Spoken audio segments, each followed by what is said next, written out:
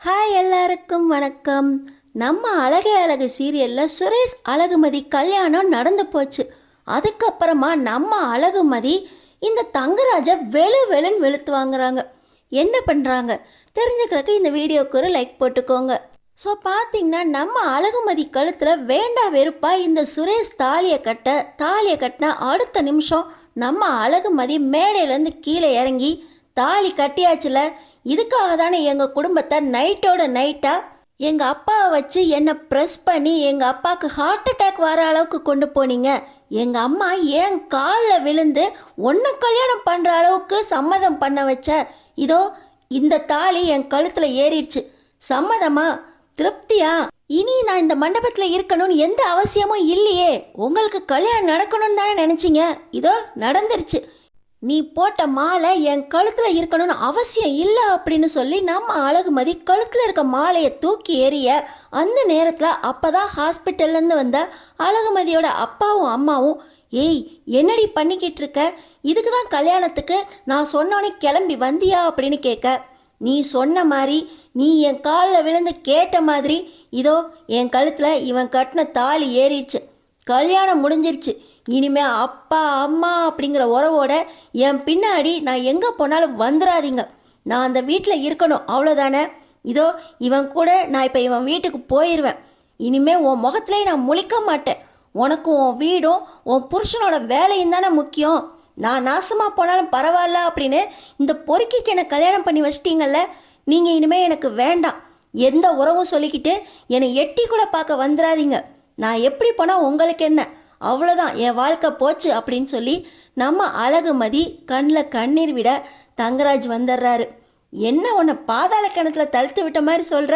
உன்னால தான் என் மாப்பிள்ளையோட வேலையும் போச்சு, கல்யாணமும் நின்று போச்சு. அவனே உன்னை ஏற்றுக்கிட்டு தாலி கட்டியிருக்கான். அவனை நீ கடவுளாக நினைக்கணும். என்னமோ வேண்டா வெறுப்ப தாலியை வாங்கிக்கிட்டு இப்போ என்னமோ உன் அப்பா அம்மா சொன்னதுக்காக தாலியை கட்டினேன் அப்படின்லாம் பேசுகிற. தங்கராஜ் வீட்டு சம்மந்தி வீட்டு மருமகளாக இருக்க. இதுக்கு நீ பெருமைப்படணும். நைட்டோட நைட்டா இதோ உன் சொந்தக்காரங்களாம் வந்து நிற்கிறாங்க பாரு. காரணம் என்ன? தங்கராஜ் உங்கள் வீட்டிலேருந்து பொண்ணு எடுத்திருக்கான். ஒன்றை அவனோட மாப்பிள்ளைக்கு பொண்ணாக எடுத்திருக்கான், தேர்ந்தெடுத்திருக்கான். ஒரே நைட்டில் எவ்வளோ செல்வாக்கு உயர்ந்து போச்சு தெரியுமா உனக்கு? உங்கள் அப்பாவுக்கு அவ்வளோ வரதட்சணை கொடுத்து உன்னை கல்யாணம் பண்ணி கூப்பிட்டு வந்திருக்கேன். சும்மாவா கல்யாண மண்டபத்தில் நுழைஞ்சு தாலியை மட்டும் வாங்கியிருக்க? இன்னும் உன் திமிரு அடங்க மாட்டேங்குதடி.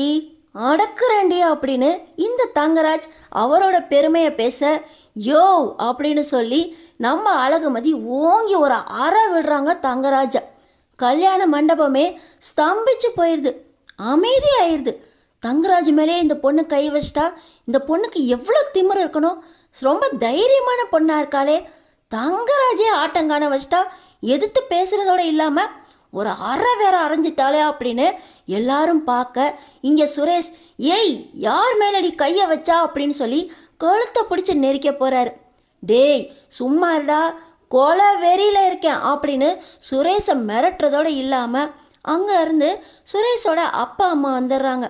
என்னம்மா நீ எல்லாம் ஒரு பொண்ணா? இப்படி என் மாப்பிள்ளை மேலே கையை வச்சிட்ட, சுரேஷை அடிக்க ஓங்குற. உன்னை எப்படி அடக்குறதுன்னு தெரியலையே. இவ்வளோ திமிரு பிடிச்ச பொண்ணா நீ? என் மாப்பிள்ளை சொன்னப்பயே நாங்கள் தெரிஞ்சிருக்கணும். மாப்பிள்ளை மேலேயா கையை வச்சிட்டா அப்படின்னு இவங்க பேச, தங்கராஜ் மேலேயா கை வச்சிட்ட, உன் திமிரை அடக்குறண்டி தங்கராஜடி அப்படின்னு சொல்லி அழகுமதி கழுத்தில் கையை வைக்க போக நம்ம ரேவதி வந்துடுறாங்க. இந்த பொண்ணு வேண்டாம் வேண்டான்னு நைட்டு தலைப்பாடாக அடிச்சுக்கிட்டேன். கல்யாணம் வேண்டாம், அவனுக்கு வேலை கிடைக்கட்டும், அதுக்கப்புறம் பொண்ணு கிடைச்சிரும்னு சொன்னேன்.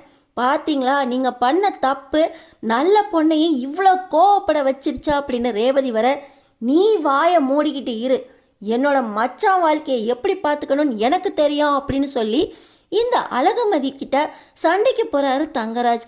இப்போ பார்த்தீங்கன்னா குடும்பமே, வேண்டாம் மாப்பிள்ள, இது கல்யாண மண்டபம், இப்போ தான் இந்த பொண்ணுக்கு கல்யாணம் ஆகிருக்கு, அவங்க அப்பாவுக்கு உடம்பு சரியில்லை, கட்டாயப்படுத்தி கல்யாணம் பண்ணிட்டோம் அப்படின்னு இந்த பொண்ணு ரொம்ப கோவமாக இருக்குது. எல்லாத்தையும் வீட்டில் வச்சு பார்த்துக்கலாம், கல்யாண மண்டபத்தை காலி பண்ணுவோம் அப்படின்னு சொல்லி குடும்பமாக எல்லாரும் சொல்ல, டேய் தங்கராஜ், ஓ மேலேயே கை வச்சிருக்கா, இவ்வளவு திமிரா பேசுகிற, இவங்க பேச்சு கேட்டு அமைதியாக நிற்கிறா அப்படின்னு தங்கராஜோட அம்மா அங்கே வரிஞ்சு கட்டிட்டு வராங்க. அம்மா, எனக்கு தெரியும், தங்கராஜோட ஒரு வார்த்தைக்கு ஊரே அடங்கும். இவ ஒருத்தி தானே, அடக்கி வைக்கிறேன், இவளை ஒரு மூலையில் உட்கார வைக்கிறேன், நீ பாருமா அப்படின்னு சொல்ல, தங்கராஜ்னு சொல்லி இந்த குடும்பத்துக்காக இப்படி அடி வாங்கிட்டு நிற்கிறியாடா, நீ சும்மா இருமா, எனக்கு தெரியும் அப்படின்னு சொல்லி தங்கராஜ் கல்யாண மண்டபத்தை விட்டு வெளியே போயிடுறாரு. சுரேஷ் அவர் பின்னாடியே போக கல்யாண பொண்ணு ரொம்ப வேகமாக காரில் ஏறிக்கிட்டு கிளம்பிடுறாங்க சுரேஷ் வீட்டுக்கு. இன்னொரு பக்கம் எல்லாரும் கல்யாண மண்டபத்தை காலி பண்ணிக்கிட்டு இருக்க நம்ம அழகுமதியும் பாக்கியராஜும் நேராக வீட்டுக்கு கிளம்பி போகிறாங்க. அங்கே வீட்டுக்கு போன உடனே ஆரத்தி தட்டை எடுத்துக்கிட்டு நிற்க நம்ம அழகுமதி, இந்த கல்யாணத்துக்கு ஆரத்தி ஒரு கேடா, நான் உள்ளே போகிறேன் அப்படின்னு சொல்லி ஆரத்தி தட்டி விட்டுட்டு உள்ளே போக நம்ம அழகு மலர், இந்த பொண்ணு ரொம்ப கோபமாக இருக்குங்க, சுரேஷை பற்றி இன்னும் தெரியல, சுரேஷ் தங்கராஜ் மேலே அவ்வளோ கோபமாக இருக்குது, அந்த பொண்ணு ரொம்ப நல்ல பொண்ணுங்க, நான் கோயிலில் வச்சு பார்த்துருக்கேன், அந்த பொண்ணோட உண்மையான சுயரூபம் இது கிடையாது, வாங்க அப்படின்னு சொல்லி பாக்கியராஜை கூட்டிகிட்டு அழகுமதி உள்ளே போகிறாங்க. இந்த பொண்ணு நேற்று நைட்லேருந்து சாப்பிட்டுச்சோ இல்லையோ, அவங்க வீட்டில் என்ன கஷ்டமோ என்னமோ அப்படின்னு சொல்லி சாப்பாடு எடுத்துகிட்டு வந்து அழகு மலர் கொடுக்க, நீங்கள் என்ன வேணும் இவங்களுக்கு அப்படின்னு கேட்குறாங்க நம்ம அழகுமதி. நான் சுரேஷோட அண்ணி, இவர் அண்ணன் அப்படின்னு சொல்ல, எனக்கு ஒரு காஃபி மட்டும் கொடுங்க போதும் அப்படின்னு நம்ம அழகுமதி சொன்ன உடனே அழகு மலரும் காஃபி போட்டு கொண்டு வந்து கொடுக்குறாங்க. காஃபியை வாங்கி குடிச்சிக்கிட்டே இருக்கா அழகுமதியோட கோவம் கொஞ்சம் கொஞ்சமாக குறையுது. ஆனால் இந்த நேரத்தில் தான் கல்யாண மண்டபத்தை காலி பண்ணிக்கிட்டு அவங்க குடும்பமே வீட்டுக்குள்ளே வராங்க.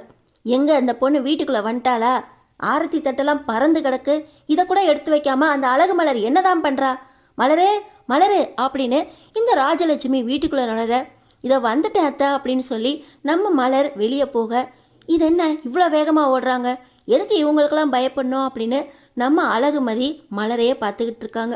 ஆனால் மலர் வந்தவங்க எல்லாருக்கும் காஃபி போட்டு கொடுத்துக்கிட்டு இருக்காங்க.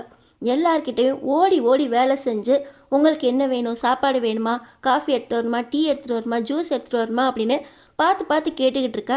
பாக்கியராஜ் ரொம்ப அமைதியாக ஒரு ஓரமாக இருக்கிறத பார்த்து, பொண்டாட்டியை இப்படி வேலை வாங்கிக்கிட்டு இருக்காங்க, இவர் என்ன இப்படி பார்த்துக்கிட்டு இருக்காரு, இதுதான் இந்த வீட்டோட லட்சணமா, இதுதான் நல்ல குடும்பம்னு சொல்லி என்னை இங்கே கல்யாணம் பண்ணி வைக்கிறதுக்கு அப்பா ஹார்ட் அட்டாக் வந்து படுத்தாங்களா, இந்த குடும்பத்தில் மாற்ற வேண்டியது நிறைய இருக்குது, இந்த பொறுக்கியை நம்பி கல்யாணம் பண்ணிட்டு வந்தேன்னு நினச்சேன், இருக்குது இந்த அழகு மலருக்காக நம்ம இந்த வீட்டை மாற்றணும் அப்படின்னு நம்ம அழகுமதி முடிவெடுக்கிறாங்க. முதல்ல இந்த சுரேஷோட ஆட்டத்தை அடக்கணும், தங்கராஜோட கொட்டத்தை அடக்கணும், என்னை கல்யாணம் பண்ணி கூட்டு வந்துட்டோமே அப்படின்னு, தப்பு செஞ்சிட்டோமே அப்படின்னு இவரை ஏங்க வைக்கணும், பார்த்துக்கிறேன், இந்த வீட்டில் என் ஆட்டம் இனிதான் ஆரம்பம் அப்படின்னு நம்ம அழகுமதி மனசுக்குள்ளே கங்கணம் கட்டிக்கிட்டு காஃபி டம்ளரை கொண்டு போய் கிச்சனில் வச்சுட்டு நேராக ஒரு ரூமுக்குள்ளே போய் நுழைஞ்சிடுறாங்க. இன்னொரு பக்கம் தங்கராஜும் நம்ம சுரேஷும் தோப்புக்கு போயிடுறாங்க.